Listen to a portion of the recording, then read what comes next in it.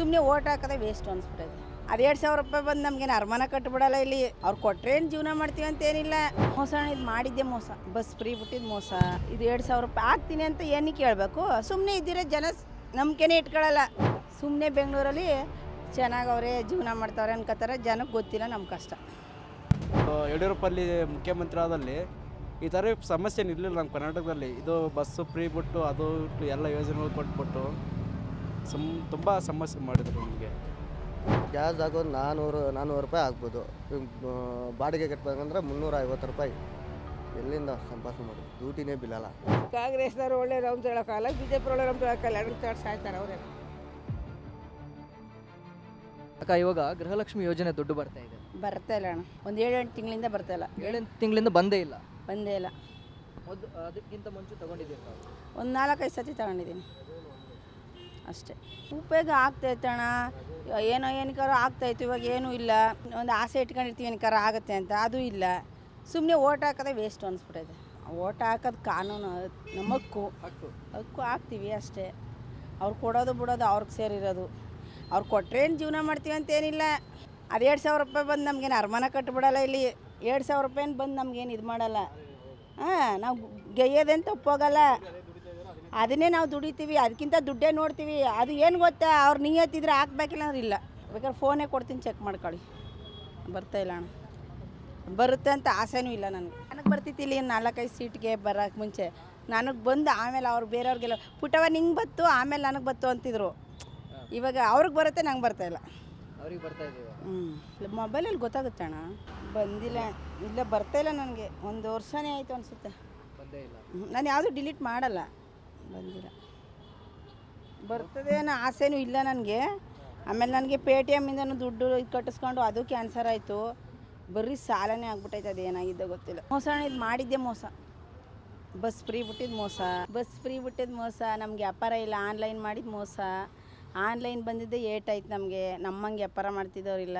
ಮತ್ತು ಇದು ಏನಪ್ಪ, ಇದು 2,000 ರೂಪಾಯಿ ಹಾಕ್ತೀನಿ ಅಂತ ಏನಕ್ಕೆ ಕೇಳಬೇಕು? ಸುಮ್ಮನೆ ಇದ್ದಿರೋ ಜನ ನಂಬಿಕೆನೇ ಇಟ್ಕೊಳ್ಳಲ್ಲ. ಇರ್ತಾರೆ. ನಮ್ಮ ಹಕ್ಕು ನಾವು ಹಾಕ್ಲೇಬೇಕು. ಏನು ಮಾಡೋಕ್ಕಾಯ್ತದೆ?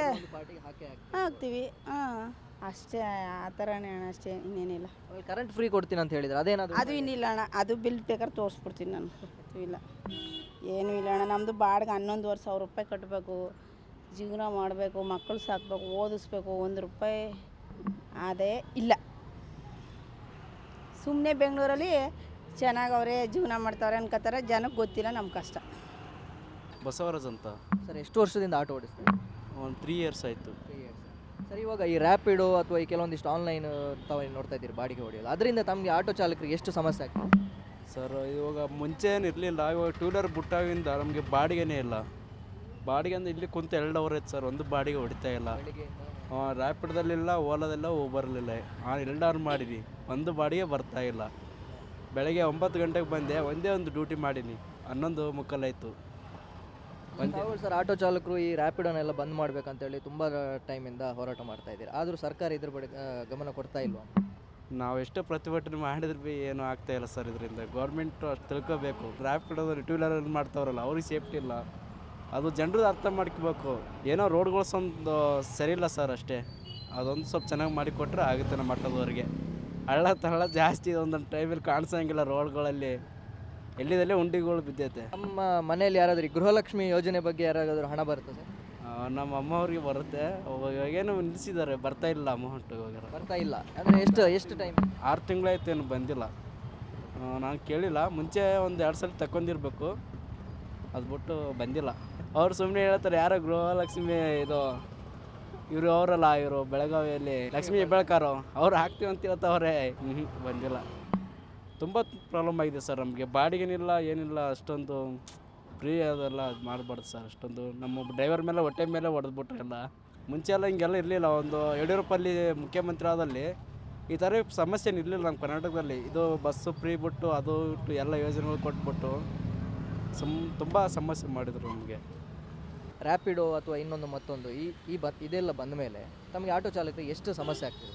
ತುಂಬ ಸಮಸ್ಯೆ ಆಗ್ತಾಯಿದೆ. ಇದು ಏನಂದರೆ ಬೈಕ್ ಟ್ಯಾಕ್ಸ್ ಬಿಟ್ರಲ್ಲ, ಅದರಿಂದ ತುಂಬ ಹೆಚ್ಚಾಯಿತು. ತಿರ್ಗಾ ಬಸ್ಸು ಅದರಿಂದನೂ ತುಂಬ ಬಿತ್ತಾಯಿತು. ಇಲ್ಲಿ ಗ್ಯಾಸ್ ಆಗೋದು 400 ರೂಪಾಯಿ ಆಗ್ಬೋದು. ಬಾಡಿಗೆ ಕಟ್ಬೇಕಂದ್ರೆ 350 ರೂಪಾಯಿ. ಎಲ್ಲಿಂದ ಸಂಪಾದನೆ ಮಾಡಿ? ಡ್ಯೂಟಿನೇ ಬಿಲ್ಲಲ್ಲ. ಬಿದ್ರೇನು ಇಲ್ಲಿ ಲೋಕಲ್ ಬೀಳುತ್ತೆ, ಅಷ್ಟಿಗೆ ಗ್ಯಾಸೇ ಹೋಗುತ್ತೆ. ಏನು ಮಾಡೋದು? ದೂರದ ಬಾಡಿಗೆ ಸಿಗಲ್ಲ. ಸಿಗದ್ರೂ ಟಿಕ್ ಮಾತ್ರ ಹೋಯ್ತು. ಅದು ಈ ರಾಪಿಡ್ ಬೈಕ್ ಬಿಟ್ರಲ್ಲ, ಅದು ತುಂಬ ತೊಂದರೆ ಇದು. ಏನು ಮಾಡೋಕ್ಕಾಗಲ್ಲ. ನಮ್ಮ ಬಗ್ಗೆ ಸ್ವಲ್ಪ ಯೋಚನೆ ಮಾಡಬೇಕಲ್ಲ. ನಮ್ಮದೆಲ್ಲ ನೋಡಲ್ಲ, ಅವ್ರದ್ದು ಏನಿದ್ರು ಅವ್ರದ್ದೇ ಮಾಡ್ತಾಯಿದ್ದಾರೆ. ಹೌದು, ನಮ್ಗೆ ತೊಂದರೆ ಆಗ್ತಾಯಿದೆ. ಮನೆ ಬಾಡಿಗೆ ಅದು ಇದು ಏನು ಮಾಡೋಕ್ಕಾಗಲ್ಲ. ಕೆಲಸ ಮಾಡೋಕ್ಕೆ ಕೂಡ ಹೋಗೋಕ್ಕಾಗಲ್ಲ ಆಟೋ ಬಿಟ್ಟರೆ. ಏನು ಮಾಡ್ತೀರ? ಹೆಂಗಿದ್ರೆ BJP ಬೆಸ್ಟು. ದೇಶಕ್ಕಿಂತ BJP ಬೆಸ್ಟು. ಇಲ್ಲಿಂದ್ರೂ BJPನೇ ಬೆಸ್ಟು. ಕಾಂಗ್ರೆಸ್ ಬೆಸ್ಟು. ಒಂದೊಂದು ಸತಿ ಏರಾಗಿ ಹೋಗಿದ್ರೆ ಯಾಕೆ ಹೋಗ್ತೀನೋ ಅಂತ ಬೇಜಾರಾಗುತ್ತೆ. ಅದರಿಂದ ಕೂಡ ಗಾಡಿಗೆಲ್ಲ ರಿಪೇರಿ ಆಗುತ್ತೆ. ಅದು ಡಬಲ್ ಎಲ್ಲ ಮಾಡೋದು. ಕ್ಲೀನಾಗಿ ಮಾಡಲ್ಲ. ಏನೋ ಅವ್ರು ಮಾಡಬೇಕಷ್ಟೇ. ಇದನ್ನು ಮಾಡ್ತಾಯಿದ್ನ ಅಂತ ಹೇಳ್ತಾ ಇದ್ದಾರೆ ಅವ್ರು ಅಷ್ಟೇ. ಅದು ಸರ್, ತಮ್ಮ ಮನೆಯಲ್ಲಿ ಯಾರಾದರೂ ಗೃಹಲಕ್ಷ್ಮಿ ಯೋಜನೆದು ಹಣ ಪಡೆಯೋರು ಇದ್ದಾರೆ? ಇದ್ದಾರೆ. ನಮ್ಮಮ್ಮ ಬರ್ತಾ ಇದೆ ಸರ್. ಏನು ಆಯಿತು, ಹೋದ ತಿಂಗಳು ಬಂತು, ಈ ತಿಂಗಳಿಲ್ಲ. ಅದೇ ಒಂದು ತಿಂಗಳಾದ್ರೆ 3 ತಿಂಗಳು ಇರೋಲ್ಲ. ಏನೋ ಅವ್ರವ್ರು ಮಾಡ್ಕೊಳ್ತಾರೆ. ಅವ್ರು ಹೇಳ್ತಾ ಇದ್ದಾರೆ ಇವಾಗ ನಾವು ಪ್ರತಿ ತಿಂಗಳು ಹಾಕ್ತಾ ಇದೀವಿ ಅಂತ. ಲಕ್ಷ್ಮೀ ಹೆಬ್ಬಾಳ್ಕರ್ ಅವರು ಹೇಳ್ತಾ ಇದ್ದಾರೆ. ಇಲ್ಲ ಹೋದ ತಿಂಗಳೇ ಬಂದಿದ್ದು, ಈ ತಿಂಗಳು ಕೂಡ ಬಂದಿಲ್ಲ. ಅದೇ ಒಂದು ತಿಂಗಳಾದ್ರೆ 3 ತಿಂಗಳು ಬರೋಲ್ಲ. ಆಮೇಲೆ ಅವರು ಏನೋ ಹಬ್ಬ ಬಂದರೆ ಅವಾಗ ಹಾಕ್ತಾರೆ, ಇಲ್ಲಾಂದ್ರೆ ಇಲ್ಲ. ಅಮ್ಮ ನಮಸ್ತೆ, ತಮ್ಮ ಹೆಸರು? ಕೆಂಚಮ್ಮ. ಅಮ್ಮ, ಈ ಗೃಹಲಕ್ಷ್ಮಿ ಯೋಜನೆ ಹಣ ತಮಗೆ ಎಷ್ಟು ತಿಂಗಳಿಂದ ಬರ್ತಾ ಇದೆ, ಎಷ್ಟು ತಿಂಗಳು ಬರ್ತಾ ಇಲ್ಲ? ಲಾಸ್ಟ್ ಯಾವಾಗ ಬಂದಿದೆ? ಅದೇ 3 ದಿನದಿಂದ ಬಂದಿಲ್ಲ ಅಂದರು. ನೋಡಬೇಕು, ನನಗೆ ಗೊತ್ತಿಲ್ಲ ಅದು ವಿಷಯ. ಇದು ಫೋನ್ನಾಗೆ ಅಕೌಂಟ್ಗೆ ಹಾಕ್ತಾರಲ್ಲ, ನನ್ನ ಮಗನೇ ನೋಡಿ ತಗೊಂಬರೋದು. ನಾನು ಕೇಳೇ ಇಲ್ಲ. 3 ದಿನದ ಬಂದಿಲ್ಲಮ್ಮ ಅಂತ. ಒಂದು 22 ತಿಂಗಳು ಪ್ರತಿ ತಿಂಗಳು ಬರ್ತಿತ್ತು.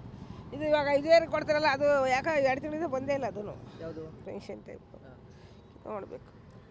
ಇವಾಗ ಅವರು ಸಚಿವರು ಹೇಳ್ತಾ ಇದ್ದಾರೆ ನಾವು ಪ್ರತಿ ತಿಂಗಳು ಹಾಕ್ತಾ ಇದ್ದೀವಿ ಅಂತ. ಎಲ್ಲರೂ ಒಂದು ದಿವಸ ತೋರಿಸ್ತಾರೆ, ಬಂದೇ ಇರೋದಿಲ್ಲ. ಹಾಕಿ ನೋಡಿದ್ರು ಹೋಗಿ ಬ್ಯಾಂಕಿಗೆ ಮಾಡಿಸಿದ್ವಲ್ಲ, ಗೊತ್ತಾಗಲ್ಲ. ಈಗ ಹೋಗಿ ನೋಡ್ಬೇಕು. 2-3 ತಿಂಗಳು ಹೋಗೇ ಇಲ್ಲ, ಬಂದಿಲ್ಲ ಅಂತಾನೆ. ಕಳಿಸ್ತೀನಿ ಇವತ್ತು ನೋಡೋಣ. ನಾವು ಬಸ್ಸು ಫ್ರೀ ಮಾಡಿದ್ದು ಒಂದು ದಿವಸ ಬಸ್ಗೆ ಹೋಗಿಲ್ಲ. ನಾವು ಬಸ್ನಾಗ ಹೋಗಿಲ್ಲ. ಆಗ ನಮ್ಮ ಹುಡುಗರು ಕಾರ್ ತಗೊಂಡವ್ರೆ, ಅದಕ್ಕೆ ಹೋದು ಬರೋದು. ಎಂದು ಫ್ರೀ ಬಸ್ ಮಾಡ್ಕೊಂಡು ಹೋಗಿಲ್ಲ. ಫ್ರೀ ಸಿಗ್ತಾ ಇದೆಯಮ್ಮ? ಕರೆಂಟ್ ಬಿಲ್ ಫ್ರೀ ಸಿಗ್ತಾ ಇದೆ. ಫ್ರೀ ಸಿಗ್ತಾ ಇದೆ. ನಾವು ಸೀಟ್ ಬರೋಂಗೆ ಇರೋದು ಬಾಡಿಗೆನ, ಅದೆಲ್ಲ ಫ್ರೀ ಸಿಗುತ್ತೆ. ಕಾಂಗ್ರೆಸ್ ಅವರು ಏನು ಪರವಾಗಿಲ್ಲ. ಏನೋ ಇನ್ನೂ ಕಿತ್ತಾಡಿ ಸಾಯ್ತಾರೆ ಅವ್ರೇನೋ. ಏನು ಮಾಡ್ತಾರೆ? ಕುರ್ತಿಗೆ ಗಾಡಿ ನಾನು ಆಗ್ಬೇಕು ಅಂತ ಏನು ಮಾಡ್ತಾರೆ ಏನೋ ಹಂಗೆ ನಡೀತಾ ಐತೆ. ಕಾಂಗ್ರೆಸ್ನವ್ರು ಒಳ್ಳೇದು ಅಂತ ಹೇಳೋಕ್ಕಲ್ಲ, BJP ಒಳ್ಳೆಯವ್ರು ಅಂತ ಹೇಳೋಕ್ಕಲ್ಲ. 2 ಸೆಂಟ್ರಿಗೆ ಐತಿ. ಈಗ ಇವ್ರು ಹಿಂಗಿದ್ದು ಜಾಸ್ತಿ ಇದು ಮಾಡವ್ರೆ. ಎಲ್ಲ ಪ್ರತಿಯೊಂದು ರೇಟ್ ಮಾಡ್ತಾವ್ರೆ. ರೇಷನ್ಗಳು ರೇಟು, ಎಣ್ಣೆ ರೇಟು, ಚಿನ್ನ ಅಂತೂ ಮಾತಾಡ್ಸಂಗಿಲ್ಲ. ನಮ್ಮಂತ ಬಡವರಿಗೆ ಕೇಳಂಗೇ ಇಲ್ಲ. ಏನು ಒಳ್ಳೇದು ಮಾಡ್ತಾರಪ್ಪ. ಟಿವಿ ವಿಕ್ರಮ, ದೇಶ ನಿಮ್ಮ ಕೈಯಲ್ಲಿ. ಈ ಕಾರ್ಯಕ್ರಮ ನಿಮಗೆ ಇಷ್ಟ ಆಗಿದ್ದಲ್ಲಿ ಲೈಕ್, ಶೇರ್ ಹಾಗೂ ಕಮೆಂಟ್ ಮಾಡಿ. ಟಿವಿ ವಿಕ್ರಮದ ಕಾರ್ಯಕ್ರಮಗಳನ್ನು ನಿರಂತರವಾಗಿ ವೀಕ್ಷಿಸಲು ಸಬ್ಸ್ಕ್ರೈಬ್ ಮಾಡಿ, ಬೆಲ್ ಐಕನ್ ಒತ್ತಿ.